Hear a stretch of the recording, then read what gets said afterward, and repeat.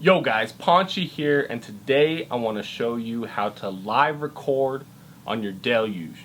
Let's go! So there's a couple things you want to look at.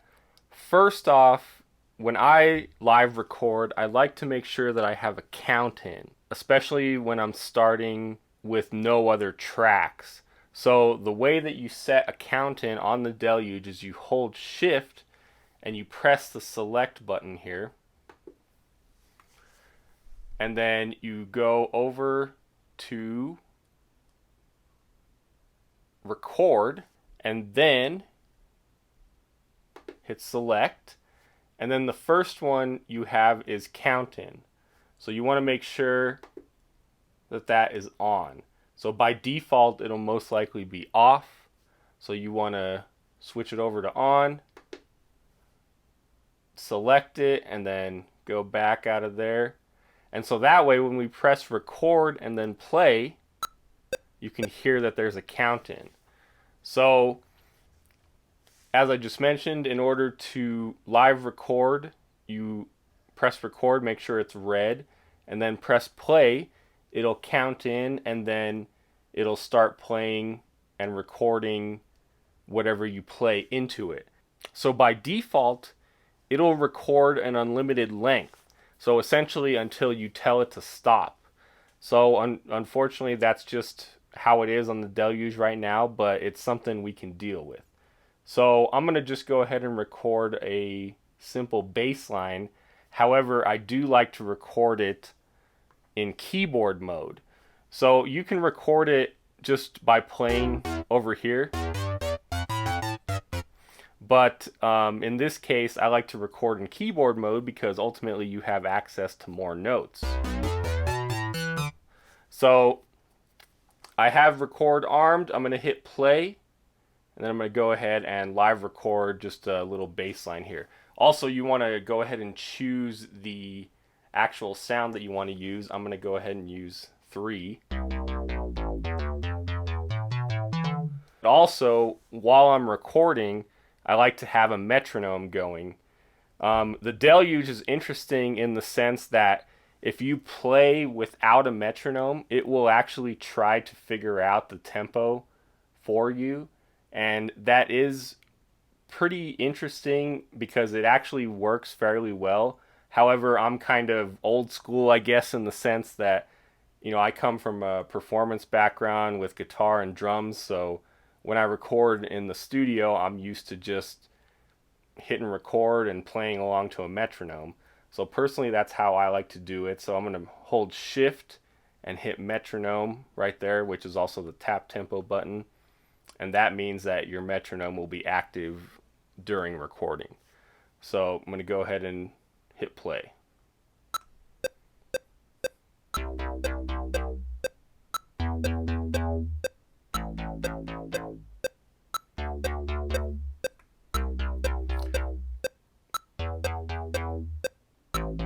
Okay, now I can go ahead and turn off the metronome.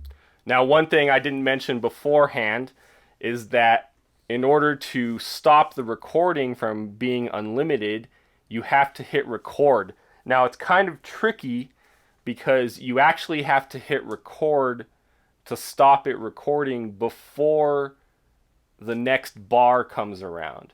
The alternative, if you miss hitting the recorded button and you hit it after the next bar starts, then what'll happen is your length will be one extra bar more than you intended. So if we scroll through the bars here, you can see there's bar 1, bar 2, bar 3, and bar 4.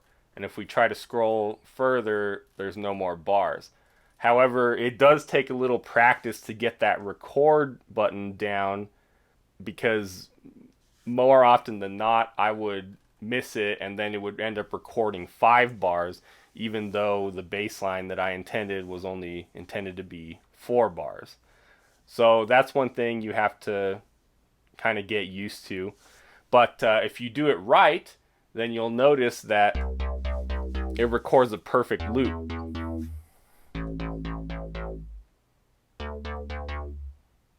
Oh, okay, so here's a perfect example of how this one is a little bit off from what I intended. So there's a couple different ways to do this. You can actually hold it down, and if you come over here and press the left and right one down, you can actually move it over. So you'll notice once it hits 24, it completely turned off this pad and it moved it over to that pad. But if I move it lower than 24, then you can see that it's white here with the faded one right there. So I did actually want it to be on that pad, so I'll just leave it at 24. And then keep in mind, of course, you have to hold that down the whole time. So when you let go, you'll notice that it moved it over to that pad. So that's essentially the micro timing. If you're here, I'm sure you're probably used to some of my Elektron tutorials, and on Elektron boxes, of course, they call that micro timing. So that's how you set micro timing on the Deluge. So let's play it and listen to what it sounds like.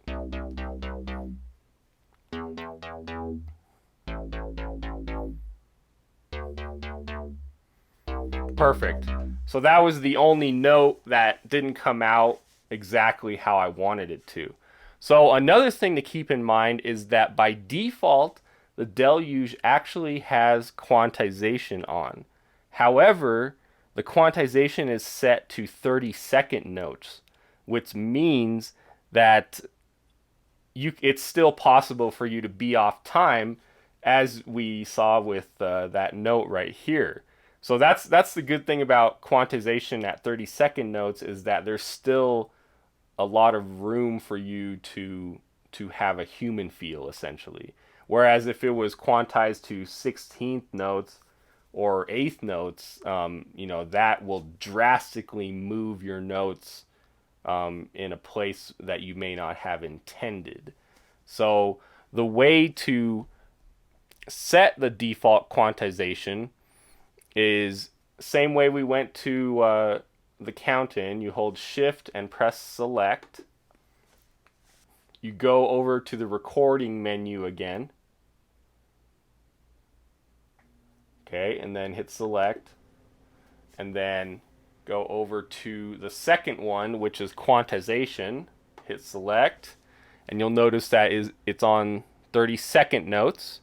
But you can indeed turn it off if you prefer to have it off. Generally, I do prefer to have it off, but again, 30-second notes isn't terrible. You can also turn it to 64th notes. Well, even though it's quantized, it'll still leave a lot of room for you to have a more human feel, as opposed to, again, 8th notes or 16th notes. But if you prefer, of course, you can just turn it off. That will give you, of course, the most human feel possible. So, and the interesting thing about the the count-in, for example, is that it will save that across all projects. So same with the quantization. Now, taking this a step further, I want to show you guys how to record a beat to go along with this in live recording. So if you're not used to the Deluge yet, if you're completely new to the Deluge, go ahead and hit Song. This is where all your tracks are listed. I'm not going to go too much into this today, but I want to select a new track. Then I want to set it to Kit, so that way I can play drums. I'm going to go ahead and record in this mode rather than in keyboard mode, which is basically known as the audition pads. Same thing here, our count-in is already set. I'm going to hit record. Again, in this situation, I do want to use the metronome, because I don't necessarily want to go off the timing of just that bass line that I recorded. So I'm going to go ahead and hit Shift, activate the metronome, and then let's go ahead here. And I will purposely miss hitting the record button at the end, so that way I can show you how to deal with that situation. So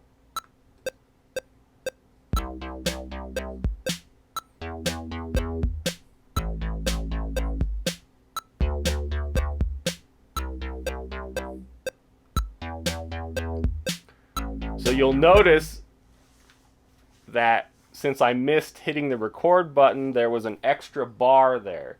So here's bar 1. Let's turn off the metronome. Let's see what it sounds like just for a couple bars.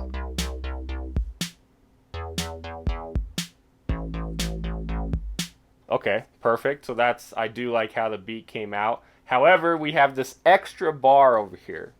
So the way to deal with this is you essentially have to remove it after the fact, which is definitely kind of a pain if you wanted to just loop in a live setting.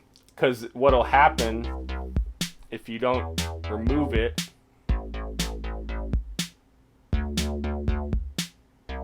then you have that empty bar.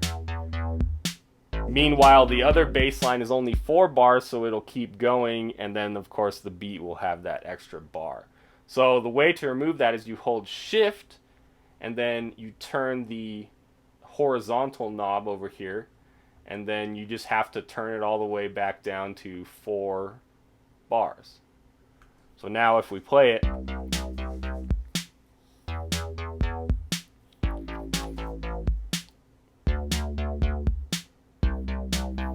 then we have an equal loop on both the bass and the drums. I'm gonna go ahead and leave it there. Hope that helps you guys.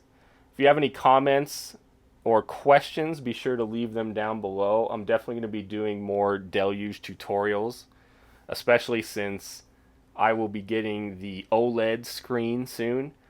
I did put down my deposit for that, so definitely looking forward to that. So I'm going to try to get as many of these tutorials in before I have to send it in, which hopefully won't be for a couple months. But yeah, I'll see you guys in the next video.